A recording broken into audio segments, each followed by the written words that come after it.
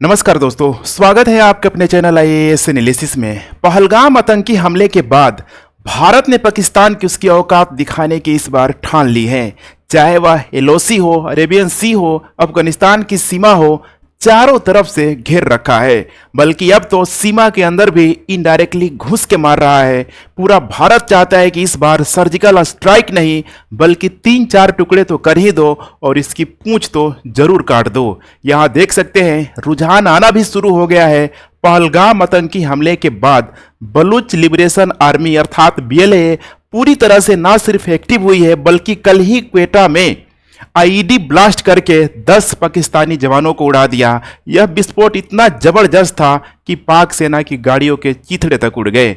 कुछ दिन पहले ही बीएलए के द्वारा ट्रेन को भी हाईजैक किया था। इसके अलावा बलूच लिबरेशन आर्मी ने बोल रखा है, अभी तो ये ट्रेलर है, आने वाले दिनों में पूरी की पूरी मूवी दिखाएंगे। इसे ही बोलते हैं आपदा में अवसर। अर्थात अब पाकिस्तान को सीमा के अंदर भी और सीमा के बाहर भी एक साथ फाइट करना होगा। मैं बात कर रहा हूं बाउंड्री की, न कि पाकिस्तानी सीमा की। दूसरी तरफ भारत को तालिबानियों का फुल सपोर्ट है। ऐसे में आप लोगों का सबसे फेवरेट क्वेश्चन एराइज होता है, यही सही समय है बलूचिस्तान को बांग्लादेश की तरह आज़ाद करा दिया जाए। और यह बिल्कुल संभव है। I am pretty sure the process is ongoing. जल्द ही आपको खुशखबरी मिल जाएगा, बलूचिस्तान हुआ है। तो चलिए टॉपिक को शुरू से शुरू करते हैं ताकि आप लोग इन सारे डायमेंशन को विस्तार से समझ पाए। नए लोग हैं तो चैनल को सब्सक्राइब जरूर कर लें। सबसे पहले बात करते हैं आखिर ये बलूचिस्तानी लोग है कौन। शॉर्ट में हम लोग देखेंगे बलूच एक प्राचीन ईरानी जनजाति से उत्पन्न हुए हैं और अधिकांश इसमें सुन्नी मुसलमान हैं। अगर इनकी जियोग्राफिकल एरिया की बात करें तो पाकिस्तान के बलूचिस्तान प्रांत, दक्षिण अफगानिस्तान में, इसके अलावा दक्षिण पश्चिम के कुर्स मतलब ईरान के कुछ हिस्सों में ये लोग रहते हैं। ये अपनी विशिष्ट भाषा, खासकर बलूची जो भाषा है इसके लिए जाना जाता है। इनकी संस्कृति है, इसके अलावा जो भी इनकी जो हिस्टोरिकल जो आइडेंटिटी है इसके लिए जाने जाते हैं। इनकी जो अर्थव्यवस्था देखा जाए तो पारंपरिक रूप से खाना बदोश, चरवाही हो गया, कृषि और व्यापार पर आधारित रही है। बलूचिस्तान में बलूच आबादी प्रांत की सबसे बड़ी जातीय समूह है, लेकिन वहाँ पे कुछ अदर भी कम्युनिटी रहती है जैसे कि पश्तून हो गया, इसके अलावा अन्य समुदाय। बलूच अपनी स्वायत्ता और संसाधनों पर नियंत्रण की मांग को लेकर हमेशा से संघर्षरत है, खासकर 1948 के बाद से ही, जिसके कारण वहाँ पे बीएलए और बीएलएफ, जिसको बलूच लिबरेशन आर्मी, इसके अलावा बलूच लिबरेशन फ्रंट जैसे संगठन भी बोला जाता है, काफी वो लोग एक्टिव हैं। अब नेक्स्ट है बलूचिस्तान पाकिस्तान विवाद क्या है। देखिए बलूचिस्तान को 1948 में पाकिस्तान ने मनमाने तरीके से विलय किया हुआ था और यह पाकिस्तान का सबसे अधिक संसाधन वाला क्षेत्र है। यहां मैप में देख सकते हैं, अगर यह सेपरेट हो जाए एरिया तो फिर पाकिस्तान में मिनरल रिसोर्सेस के नाम में कुछ बचता ही नहीं है। इधर पूरा पूरा सब खाली है। पाकिस्तान ने बलूचिस्तान के प्राकृतिक संसाधन जैसे इसमें सुई गैस तेल है जो काफ़ी फेमस है, इसके अलावा खनिज, ग्वादर पोर्ट, सबका दोहन किया है। और तो और दोहन करने के साथ साथ चाइना पाकिस्तान इकोनॉमिक कॉरिडोर को भी बलिस्तानियों में थोप दिया गया है और विकास के नाम पर उन्हें यहाँ से, सोचिए उनके ही जगह से यहाँ पे खदेड़ा जा रहा है, चूंकि चाइना के द्वारा ह्यूज मात्रा में इन क्षेत्रों पे इन्वेस्टमेंट किया गया है। पूरे पूरे पाकिस्तान में एक तरीके से किया गया है। देखा जाए तो पाकिस्तान से बलूचों को केवल शोषण ही मिला है, क्योंकि उनकी शिक्षा हो गया, स्वास्थ्य हो गया, इसके अलावा रोजगार में अभी तक तो कोई खास इंप्रूवमेंट नहीं है। इतने रिसोर्सेज होने के बावजूद भी स्थानीय बलूचों को कोई खास लाभ नहीं मिला है। बदले में उनकी स्वतंत्रता और उनकी आइडेंटिटी तक यहाँ पे पाकिस्तान के द्वारा छीनी जा रही है। विरोध करने पर पाकिस्तानी सेना और खुफिया एजेंसियों के द्वारा जो भी बलूच कार्यकर्ता होते हैं, छोटा मोटा जो भी लीडर होता है, उसको लापता या फिर हत्या तक करा दी जाती है।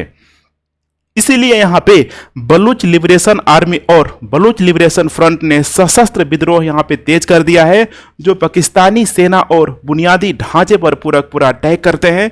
बस उन्हें इंतजार है एक ऐसे मसीहा की जो उन्हें बांग्लादेश की तरह स्वतंत्र करा दे। और ऐसे में देखा जाए तो भारत से अच्छा विकल्प और क्या हो सकता है। अब आइए नेक्स्ट बात करते हैं, क्या बलूचिस्तान को बांग्लादेश की तरह स्वतंत्र कराना संभव है। देखा जाए तो 1971 में भारत ने बांग्लादेश की स्वतंत्रता में महत्वपूर्ण भूमिका निभाई थी। भारत का बांग्लादेश की स्वतंत्रता में तर्क था कि पाकिस्तान देख रहे हैं, पश्चिमी पाकिस्तान के द्वारा पूर्वी पाकिस्तान में बंगाली आबादी का सैन्य दमन और नरसंहार किया जा रहा था, जिसके कारण भारत में शरणार्थी संकट उत्पन्न हुआ। इसीलिए भारत ने मुक्ति वाहिनी को प्रशिक्षण और समर्थन दिया और युद्ध के जरिए बांग्लादेश को स्वतंत्र कराया, जिससे पूरी दुनिया ने न सिर्फ बांग्लादेश को वैधता प्रदान की, बल्कि इंदिरा गांधी विश्व की प्रथम ऐसी प्रधानमंत्री बनी जिसने विषम परिस्थितियों में एक नए देश की नींव रखी। सोचिए अगर इस समय होती तो क्या करती। अब आइए नेक्स्ट बात करते हैं, बांग्लादेश और बलूचिस्तान की परिस्थितियों में समानता क्या है। नंबर 1 बात करें हम लोग तो बीएलए और बीएलएफ जैसे संगठन दशकों से स्वतंत्रता की यहाँ पे मांग कर रहे हैं। चूंकि कल ही ऑलरेडी आप लोगों ने देखा कि कैसे यहाँ पे क्वेटा में पाकिस्तानी सेना पर अटैक किया गया, 10 से अधिक सैनिकों को मार गिराया, ट्रेन को हाईजैक कर लिया। मतलब आज तक सुने हिस्ट्री में पाकिस्तान में ट्रेन भी हाईजैक होता है। तो ये सब जो एक्टिविटी है बिल्कुल दिखा रहा है कि वे लोग पूरी तरीके से आर पार की लड़ाई की मूड में हैं। इसके अलावा पाकिस्तानी सेना द्वारा बलूचिस्तान में मानवाधिकार उल्लंघन, जबरन गायब करने और संसाधनों के शोषण की शिकायतें आम हैं, जैसे कि 1971 में पूर्वी पाकिस्तान में किया जा रहा था, अर्थात बांग्लादेश में किया जा रहा था। इसके बावजूद बलूचिस्तान पाकिस्तान का सबसे बड़ा संसाधन संपन्न क्षेत्र होने के बावजूद आर्थिक और राजनीतिक रूप से पूरी तरीके से उपेक्षित है, काट दिया गया है, छांट दिया गया है, जिससे स्थानीय असंतोष को बढ़ावा मिल रहा है। अब आइए नेक्स्ट बात करते हैं, बांग्लादेश और बलूचिस्तान की परिस्थितियों में असमानता क्या क्या है, भारत के लिए थोड़ा बहुत इसमें चैलेंजेस क्या क्या हो सकता है। तो इस मैप से आप लोग आसानी से समझ पाएंगे। देखिए पूर्वी जो पाकिस्तान था कहाँ था, बांग्लादेश की अगर हम लोग बात करें तो बिल्कुल ही भारत के बीच में था, 7 सिस्टर और जो भारत का जो मेन लैंड इसके बीच में था, जहां पे सैन्य हो गया, रसद आपूर्ति था, पहुंचाना काफी आसान था। लेकिन बलूचिस्तान भारत से सटा नहीं था। अगर हम लोग गुजरात की ही बात करें तो पूरा एक अच्छा खासा डिस्टेंस आपको ट्रेवल करना पड़ेगा, ग्वादर पोर्ट पार करके ही उधर जाना होगा। या फिर दूसरा ऑप्शन है कि फिर अफगानिस्तान के रास्ते, ईरान से हालांकि इतना आसान नहीं है। अब यहां पे आपको समझना है कि बलूचिस्तान भारत से सटा नहीं है और इसकी सीमा ईरान और अफगानिस्तान से लगती है, जिससे सैन्य हस्तक्षेप जटिल हो सकता है। इसके अलावा बांग्लादेश में देखिए बंगाली पहचान और भाषा ने व्यापक एकता प्रदान की। जैसे कि स्टार्टिंग से देखेंगे हिंदू हो मुस्लिम हो, जनरली वहाँ पे बंगाली भाषा बोलते हैं। जो रिलीजन बेस काफ़ी आपको ठीक है एक बड़ी कम्युनिटी वहाँ पे देखने के लिए मिल जाएगी। बहुत सारे जो मुस्लिम है बांग्लादेश में भी है, बहुत सारे जो मुस्लिम है ऑलरेडी वेस्ट बंगाल में भी है। तो ये सारी चीज़ें हैं यहाँ पे जो कहीं न कहीं एक धागे में इसको बांधने का काम करता था। लेकिन यहाँ पे आपको समझना है कि बलूचिस्तान में सिर्फ यहाँ पे बलूच लोग नहीं है, इसके अलावा पश्तून और अन्य समुदाय के बीच मतलब अन्य समुदाय के लोग भी रहते हैं। तो थोड़ा बहुत यहाँ पे इनके बीच मतभेदता देखने के लिए जरूर मिलती है। इसके अलावा 1971 में भारत को सोवियत संघ का समर्थन मतलब ब्लाइंडली यहाँ पे सपोर्ट था पूरी तरीके से। वर्तमान में देखा जाए तो बलूचिस्तान के लिए वैश्विक समर्थन बिल्कुल ही सीमित है और चीन जैसे देश जहां पे बड़े मात्रा में ह्यूज इन्वेस्टमेंट करके चाइना पाकिस्तान इकोनॉमिक कॉरिडोर में भारी निवेश कर रहे हैं, तो वे स्वाभाविक सी बात है कि इसका विरोध करेंगे ही करेंगे। लेकिन यही समझना है ना कि अभी भारत देखिए भारत का जो फॉरेन पॉलिसी है बिल्कुल पीक पे चल रहा है और ऐसे में देखा जाए तो वर्ल्ड की बड़ी बड़ी जो यहाँ पे सुपर पावर है सब यहाँ पे भारत के साथ है। तो भारत अगर यहाँ पे अड़ जाता है, सपोर्ट कर देता है जैसे भी डायरेक्टली या इनडायरेक्टली, तो फिर ये रास्ता बहुत आसान हो जाएगा। अब आइए नेक्स्ट बात करते हैं, बलूचिस्तान को स्वतंत्र बनाने के लिए कौन कौन से भारत उपाय कर सकता है। देखिए भारत जो भी उपाय करेगा बिल्कुल ही पूरे वर्ल्ड के सामने, बांग्लादेश को भी आपको याद होगा जब भारत ने आजाद कराया तो बिल्कुल ही ताल ठोक के कराया, और अभी भी भारत जो कर रहा है पाकिस्तान जैसे कायराना हरकत नहीं कर रहा है, बिल्कुल ही मतलब सामने सामने यहाँ पे कर रहा है। तो ये है भारत की शक्ति, भारत की पावर। अब यहाँ पे बलूचिस्तान को स्वतंत्र बनाने के लिए उपाय यहां पे कर रहा है, जैसे कि नंबर 1 है कूटनीतिक दबाव और वैश्विक मंच। ठीक है, जैसे कि भारत बलूचिस्तान में मानवाधिकार उल्लंघन को संयुक्त राष्ट्र और अन्य मंचों पर उठा सकता है। पहलगाम हमले को पाकिस्तान द्वारा प्री प्लानिंग आतंकवाद के सबूत के रूप में प्रस्तुत कर सकता है। इसके अलावा भारत पाकिस्तान को आतंकवादी देश घोषित करने की मांग कर सकता है। भारत का जो यह कदम होगा बलूच स्वतंत्रता आंदोलन को बिल्कुल मतलब एक होता है एथिकल सपोर्ट, मोरली सपोर्ट लगेगा कि उसके पीछे कोई न कोई एक बड़ी शक्ति यहाँ पे मौजूद है। इसके अलावा सूचना युद्ध है, सोशल मीडिया और वैश्विक मीडिया के जरिए देखा जाए तो बलूचिस्तान के मुद्दे को ग्लोबली मतलब कह सकते हैं ना, पूरे वर्ल्ड के लेवल पे यहाँ पे उजागर किया जा सकता है। सोशल मीडिया पर पहले से इस तरह का इमोशन देखी जा सकती है, जहां कई सारे लोग बलूचिस्तान को स्वतंत्र बनाने की वकालत कर रहे हैं। भारत भी इन भावनाओं को मतलब इंटीग्रेट कर सकता है बिना किसी प्रत्यक्ष हस्तक्षेप के बिना। उसके बाद है यहाँ पे आर्थिक और रणनीतिक दबाव। ऑलरेडी भारत ने सिंधु जल संधि को स्थगित करके पाकिस्तान पर आर्थिक दबाव बनाना शुरू कर दिया है, क्योंकि सबको पता है कि उनकी जो इकोनॉमी है 1/4 पूरा एग्रीकल्चर बेस्ड है। मोर देन 60% पॉपुलेशन इसी सिंधु नदी पे जल के लिए पूरी तरीके से आश्रित है। ऐसे में यहाँ पे देखा जाए तो बलूचिस्तान में चाहे वो चाइना पाकिस्तान इकोनॉमिक कॉरिडोर परियोजना को लक्षित करके, जैसे ग्वादर बंदरगाह हो गया जो कि बहुत इंपॉर्टेंट है, खासकर देखा जाए सामरिक दृष्टिकोण से ग्वादर पोर्ट का इंपॉर्टेंट बहुत अधिक बढ़ जाता है। भारत वहां पे इनडायरेक्टली रूप से पाकिस्तान की आर्थिक रीढ़ को यहाँ पे कमजोर कर सकता है, जिससे बलूच विद्रोह को बढ़ावा मिल सकता है। इसके अलावा यहाँ पे नेक्स्ट है बलूच डायस्पोरा को समर्थन। देखिए बलूच प्रवासी समुदाय विशेष रूप से देखा जाए तो यूरोप और अमेरिका में रहते हैं, और यूरोप और अमेरिका का भी प्रेजेंट टाइम में मतलब किसका बन रहा है बताने की जरूरत नहीं है। ये सभी जो है ना यहाँ पे स्वतंत्रता आंदोलन को मौजूद करने में काफी भूमिका निभा सकते हैं। भारत इन समुदायों को या फिर भारत इन समुदायों के साथ गैर सरकारी स्तर पर सहयोग कर सकता है, जैसे कि बांग्लादेश के मामले में मुक्ति वाहिनी के साथ हुआ था। उसके बाद है क्षेत्रीय सहयोग में, जो कि देखा जाए इसमें तो भारत अफगानिस्तान और ईरान के साथ मिलकर बलूचिस्तान में स्थिरता और स्वायत्ता के लिए यहाँ पे काम कर सकता है। ईरान भी बहुत इधर परेशान रहता है, देख पा रहे हैं इसकी जो बॉर्डर है ये है पाकिस्तान, यही है आपको, ठीक है, अफगानिस्तान है यहाँ पे, और ये वाला तो यहाँ पे समस्या होती है। और बीच में आप लोगों ने देखा था कि पाकिस्तान और ईरान के बीच भी मतलब तनातनी यहाँ पे हुआ था। तो ईरान भी यहाँ पे जो उसका क्षेत्र है जैसे सिस्तान बलूचिस्तान प्रांत में अस्थिरता को लेकर चिंतित है। ऐसे में भारत एक स्वतंत्र बलूचिस्तान क्षेत्रीय स्थिरता के लिए कदम उठा सकता है, क्योंकि अभी देखा जाए तो भारत का मतलब इधर सऊदी अरेबिया हो गया, इजराइल हो गया, इसके अलावा ईरान, मतलब सबसे यहाँ पे देखा जाए तो चेक एंड बैलेंस करके अपने रिलेशन को स्थापित किया हुआ है। अब यहाँ पे ऐसा नहीं है कि रास्ता इतना आसान है, बहुत सारी चैलेंजेस भी आएगी। जैसे कि सबसे बड़ी जो चुनौती है यहाँ पे चाइना है, यहाँ पे जिसने चाइना पाकिस्तान इकोनॉमिक कॉरिडोर में अरबों डॉलर का निवेश कर चुका है, मतलब जितना इसका बजट था इन्वेस्ट करने का उससे कई गुना अधिक कर चुका है। हालांकि इसे सॉर्ट आउट किया जा सकता है, क्योंकि वैश्विक समझ रहे हैं ना, ग्लोबल पावर यहाँ पे ऑलरेडी भारत के साथ है।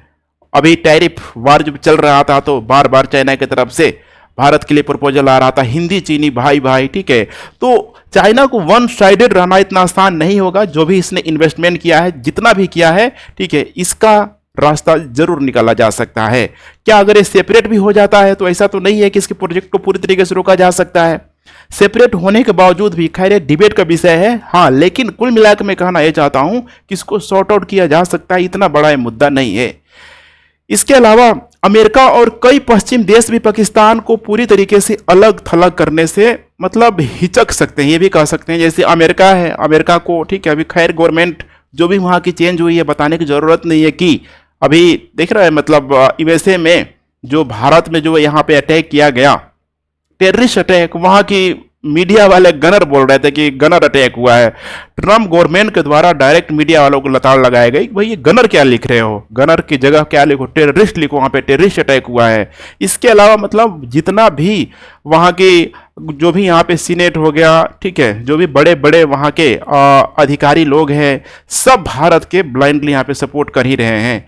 इसके अलावा बलूचिस्तान में स्वतंत्रता आंदोलन को समर्थन देने से भारत में अलगाववादी ताकतों को बढ़ावा मिल सकता है, जैसा कि नॉर्थ ईस्ट या कश्मीर में। हालांकि ये हमारे लिए देखिए इतना बड़ा मुद्दा नहीं है, भारत सक्षम है इनसे निपटने में, और बहुत हद तक देखिए नॉर्थ ईस्ट इतना आसान था, अभी भी आसान है, लेकिन पहले से बहुत हद तक अब ठीक हो गया है। इसके अलावा प्रत्यक्ष सैन्य हस्तक्षेप परमाणु सशस्त्र पाकिस्तान के साथ युद्ध को जोखिम में डाल सकता है। देखिए ये मतलब ये वही चीज है ना, यहाँ पे जब खुद का घर कांच का हो तो दूसरे के घर में यहाँ पे पत्थर नहीं फेंका करते। तो ये आपको समझना होगा कि 1971 की तुलना में खतरनाक भले जरूर है यहाँ पे, लेकिन अगर गलती से भी पाकिस्तान ऐसी हरकत करेगा तो पूरे नक्शे से गायब हो जाएगा।